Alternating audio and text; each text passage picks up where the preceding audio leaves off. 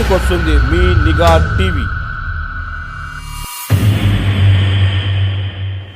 నిఘా TV news కు స్వాగతం. తెలంగాణ రైతాంగ పోరాట వారోత్సవాల భాగంగా ఈరోజు బోయినపల్లి మండలం దువ్వాడ గ్రామంలో సిరిసిల్ల మొదటి ఎమ్మెల్యే తెలంగాణ సాయుధ పోరాటాల వీరుడు కామ్రేడ్ జోగినిపల్లి ఆనందరావు స్తూపాన్ని నివాళులర్పించడం జరిగింది. సిపిఐ జిల్లా కార్యవర్గ సభ్యులు మీసం లక్ష్మణ్ 17వ తారీఖు తెలంగాణ సాయుధ పోరాట వారోత్సవాలకు పిలుపునిచ్చారు. ప్రధానంగా చూస్తే తెలంగాణ రాష్ట్రంలో ఎన్నో వేల ఎకరాల భూమి కోసం భుక్తి కోసం సాయుధ పోరాటం చేసి నిరుపేదలకు రైతులకు పంచిన ఘనచరిత్ర భారత కమ్యూనిస్టు పార్టీ సిపిఐ.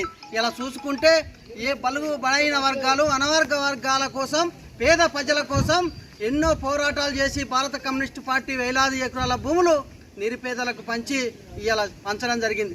కానీ తెలంగాణ రాష్ట్ర